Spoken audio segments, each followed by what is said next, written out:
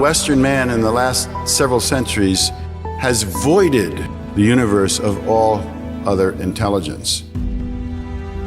This voiding of the universe has left human beings with this deep state of grief, that something's missing, something is wrong, something is left out that is of fundamental importance.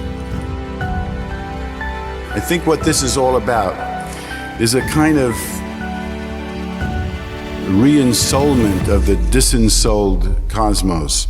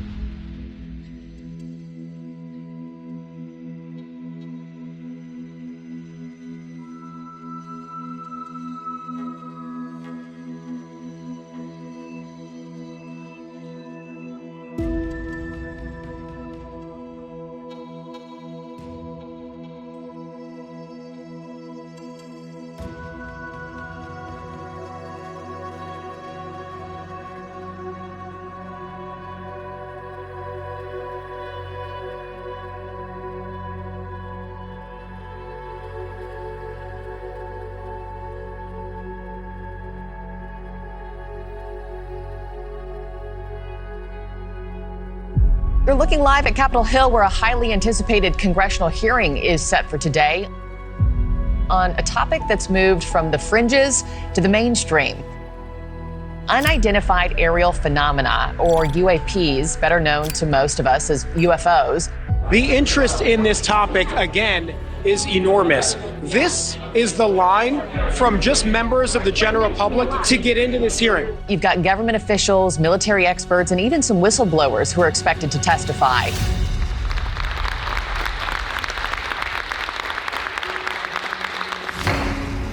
Good morning. This joint hearing of the Subcommittee on Cybersecurity, Information Technology, and Government Innovation and the Subcommittee on National Security, the Border, and Foreign Affairs will come to order. Good morning and welcome, everyone. There are phenomena that have been witnessed by multiple people that are just inexplicable by the science available to us. Army Colonel Carl Nell, a member of the federal government UAP task force, said at a conference this past May that non-human intelligence exists. Non-human intelligence has been interacting with humanity. This interaction is not new, and it's been ongoing. And there are unelected people in the government that are aware of that. How confident are you that that is true? There's zero doubt. I've always sought the truth in human knowledge and thought. Now that we know UAP are interacting with humanity, and these include unidentified submerged objects in the ocean, we should not turn a blind eye, but instead boldly face this new reality and learn from it. UAP are real. Advanced technologies not made by our government or any other government are monitoring sensitive military installations around the globe.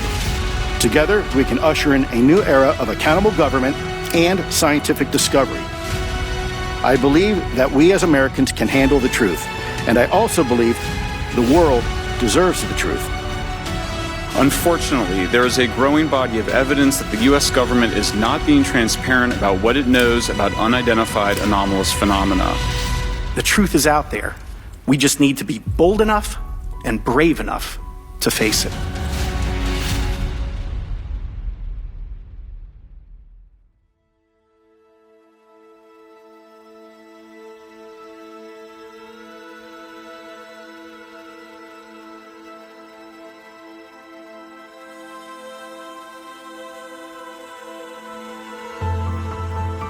By the end of the day today, federal agencies will turn over all information they have about UFOs, or unidentified aerial phenomena, known as UAPs, to the National Archives, which will then be made public.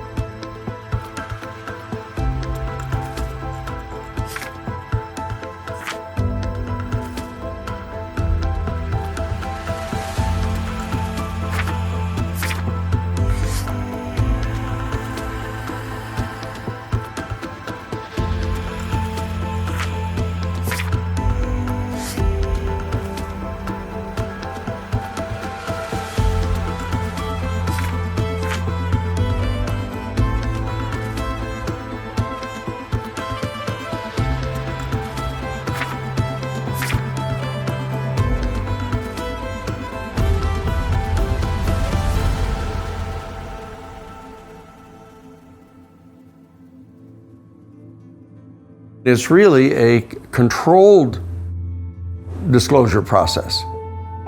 That's the key to understand about this.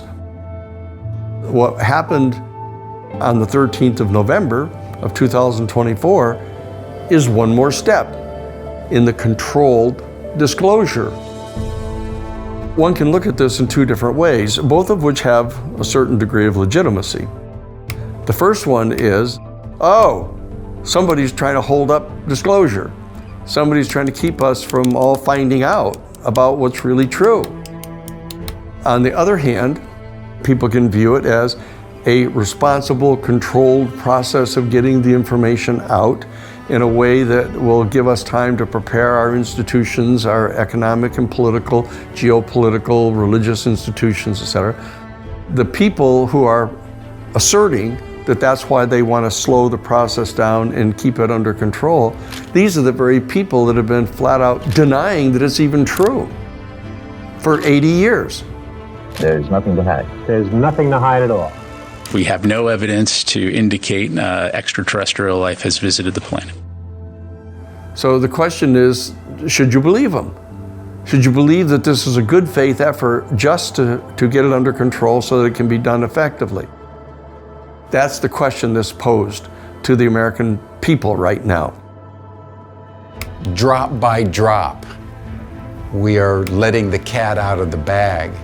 And I think that sets up what I think is now the real drama. And that is who's going to control this narrative. What's happening now is there's an effort on the part of the national security state bureaucracy to maintain control over this under the guise of really espousing disclosure. But the Congress of the United States is being excluded. Let's be really clear. The people in Congress have known that they've been being excluded from this for decades. The national security state is waging war against members of Congress, Senate and House, and they know it. This is not what our constitutional structure is set up to function like. The Congress should be the locus of ultimate information and governance inside our constitutional system. Up to this point, it's the governments that have controlled everything.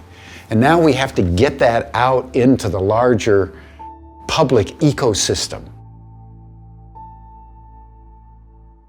What we're trying to do as citizens now, because of the constitutional structures that we live in, to get Congress to take charge of this. The Congress are the ones that are supposed to be passing the laws. Congress is supposed to be the one that's making policy for the country.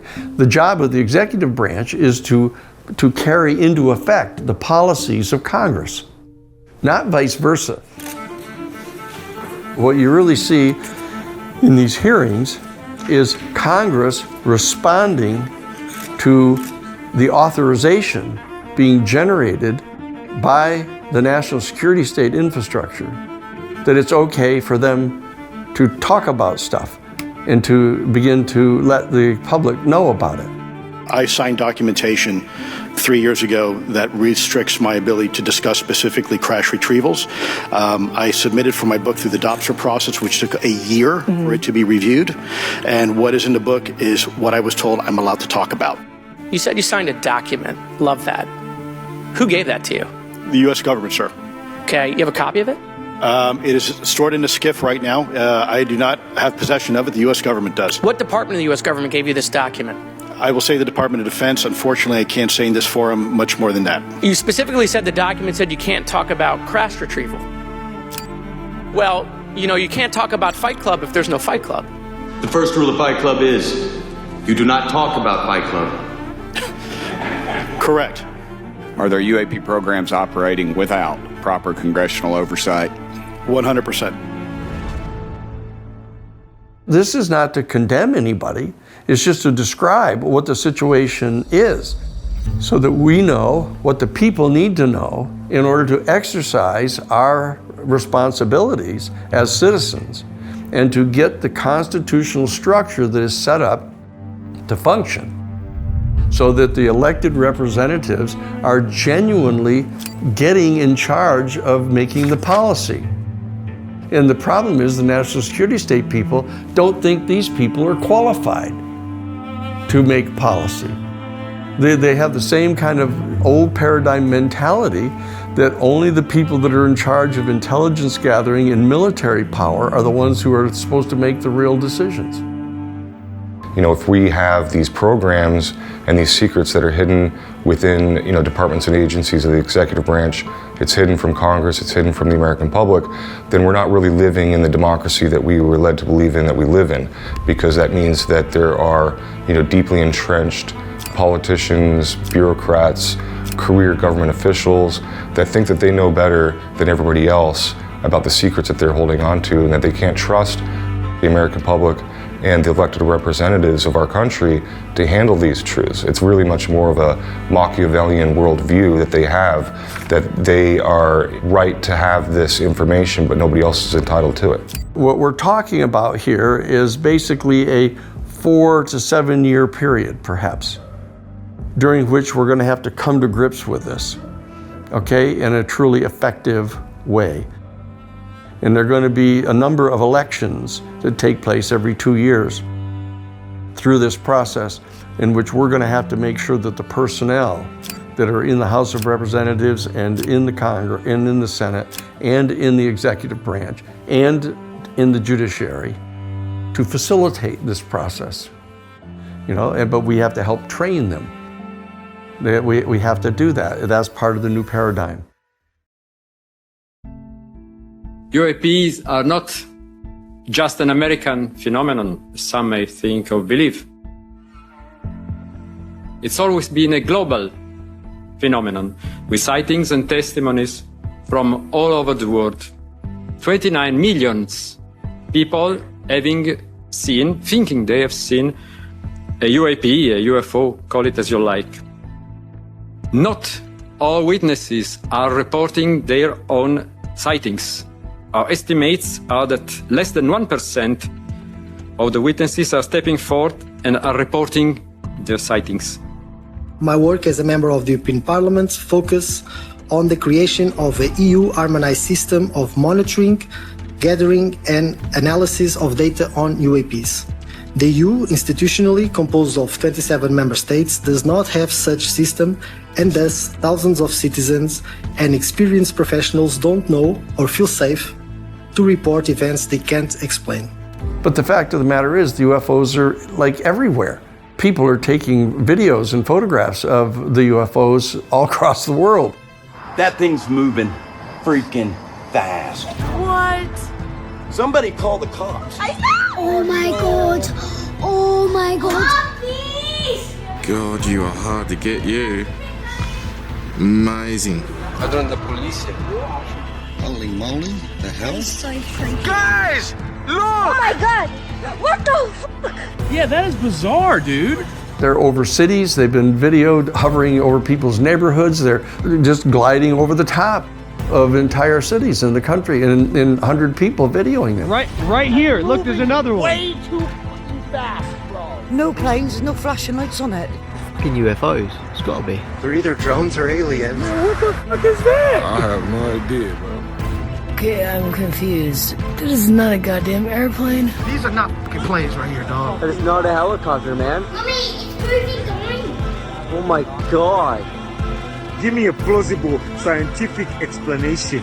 Tell me what that is. Planet Earth is being visited in our generation by non-human intelligences that represent civilizational advancements that are unknown to our current modern human reality. This is what is shaking the foundations of our culture, because it marks the first time in the entire history of the species where we're being confronted with an advanced intelligence that so far supersedes our own that we're going to be compelled, in my view, with an opportunity to transition from this conceited, arrogant, hubristic notion of human supremacy into a sacred reciprocity, not only with the other sentient life on our terrestrial plane, but with cosmic life far beyond our particular planetary system. And for humanity to make this transition from this notion of supremacy is really the second Copernican revolution. The first one shifted the focus from our planet being the center to the reality that the sun is the center of our solar system, and the sun is a minor part of the larger Milky Way, to say nothing about the other trillion galaxies that are out there. But even during that first Copernican revolution, we harbored the illusion that while that may be true, we were still number one. And that is now being exploded. And I think that accounts to a significant degree for the resistance to this realization. Because this means that we have to change everything about human identity.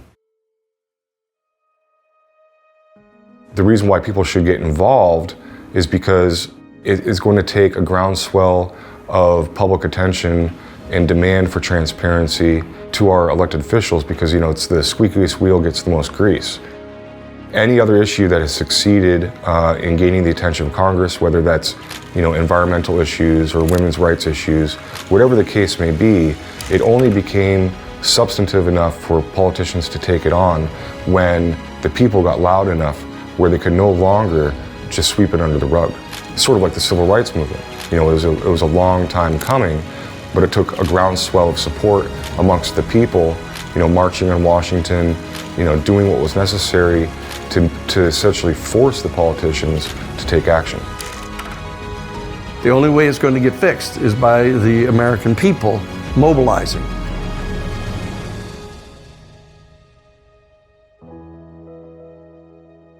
We can participate in this process of disclosure, which we ourselves at the New Paradigm Institute understand needs to be undertaken in a careful and responsible manner.